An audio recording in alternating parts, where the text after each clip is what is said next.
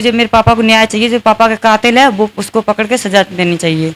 और अगर नहीं मिलती है तो हम अपनी आत्महत्या करेंगे। उसका नाम अंजलि है, मैं तिलोकपुर की रहने वाली हूँ, थाना बर्तना। मेरे पिताजी की हत्या 28 मार्च को हुई थी, जिसकी सूचना मुझे 29 मार्च को मिली। तो पापा की मिट्टी चीलगढ़ के लिए गई थी, तो उसके 29 तारीख को उसका बंटू का जीजा और बंटू की बहन, जीजा का नाम है रंगलाल ब्रजपाल सनोप रंगलाल, और उसकी बहन रीना। तो ये लोग कुछ लोगों के साथ आए तो बोले मेरे बंटू का नाम नहीं लेना, नहीं तो अच्छा नहीं होगा।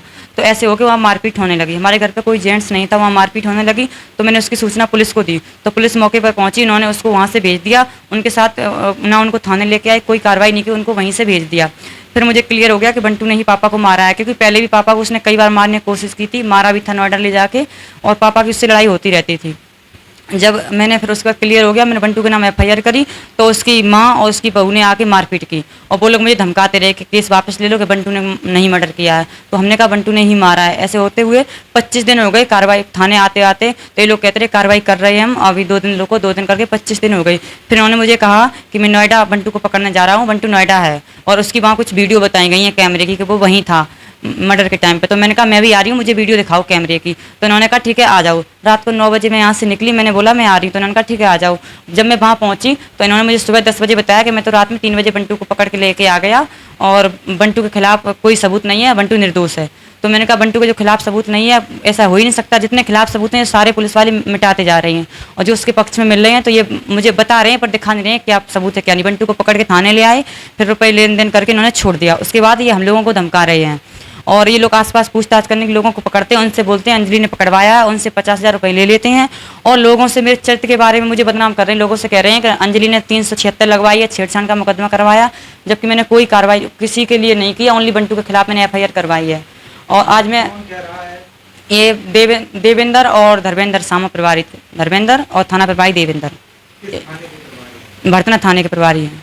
ऐसा सुनने में आया है कि आपने कोई लिखित शिकायती पत्र जब मर्डर हुआ था आपने क्या हुआ? जब मैंने पापा का नाम यहाँ मुझे बुलाया गया कि थाने में आके एफआईआर करवा के, तो मैं आई तो इन्होंने मुझे खुद लिख के दिया कि ये तुम उतार दो दूसरे पेज पे, उसमें कोई कट मत करना और कोई अपनी तरफ से कुछ बात मत लिखना। लेकिन उसमें मैंने बंटू का नाम लिखा था। मैंने कहा मुझे बंटू पे ही पूरा है कि बंटू ने ही मारा है, तो ये मैंने लिख के दिया। लेकिन मैंने कहा 302, लेकिन इन लोगों ने 105 दफ़ा लगाई उसमें। फिर ये बोलते रहे कि जब कातिल पकड़ जाएगा फिर वो 302 में जाएगा। अच्छा, जो आपने लिखित शिकायती पत्र देना चाह रहे थे वो थाना पुलिस ने क्यों नहीं वो देने नहीं दिया, उन्होंने अपनी मर्जी से लिखवाया है देवेंद्र जी।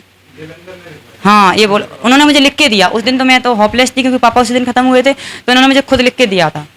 मैं पहली बार थाने आने गई, मैं तो कभी गई नहीं, तो मुझे पता नहीं था, इन्होंने लिख के दिया, मैंने वही लिख के दे दिया। अब आज आप जो इटावा गए थे, क्या शिकायत और क्या मांग को लेकर गए? हम इटावा गए थे अपने न्याय के लिए, तो वहाँ गए, वहाँ जाके एसपीआरए से मिले, तो वो तो मुझे चिल्ला के गंदे तरीके से बात करी और बोलते हो कि बंटू निर्दोष है, तो बंटू के पीछे क्यों पड़ी हो, कि दोषी तुम लोगों ने मारा, ऐसे कर गंदे तरीके से हमसे बात करी चिल्ला के। मैं वहाँ से रोते हुए निकल आई।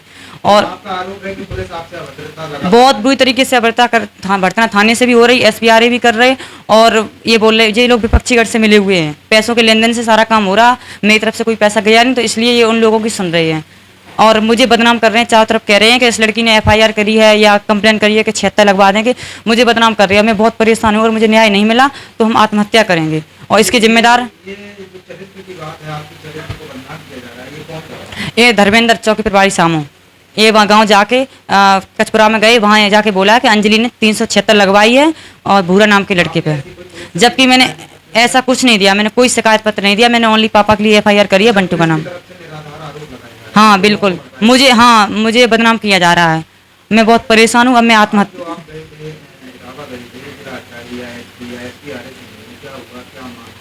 मैंने उनको बताया तो उन्होंने मेरी बात नहीं सुनी, उल्टा मुझ पर चिल्लाए, और वहाँ से मैं निकल आई रोते हुए। उन्होंने मेरे को, किस मांग को लेकर? मैं इस मांग को ले गई थी कि मुझे मेरे पापा को न्याय चाहिए, जो पापा का कातिल है वो उसको पकड़ के सजा देनी चाहिए, और अगर नहीं मिलती है तो हम अपनी आत्महत्या करेंगे। उसके जिम्मेदार बर्तना प्रभारी, थाना प्रभारी देवेंद्र और सामा चौकी प्रभारी धर्मेंद्र जी होंगे, क्योंकि ये लोग मुझे लगातार धमकियां दे रहे हैं। अगर हम कॉल करते तो कॉल नहीं उठा रहे हैं, ऊपर से गंदे तरीके से बात कर रहे हैं, और थाने से मुझे कॉल आती है तो उसमें भी बहुत गंदे तरीके से हमसे बात होती है, बोलते हैं कि तुमने ही मारा है अपने पापा को। अच्छा, थाने से जो कॉल आ रही है उसकी रिकॉर्डिंग है मेरे पास, मैं आपको अभी रिकॉर्डिंग दे दूंगी। उसमें ये आरोप लगाया जा रहा है कि आपने अपने पिता की हत्या। हाँ, कि मुझे लगता है आपने अपने पिताजी को खुद मरवा दिया है, ये कहा गया।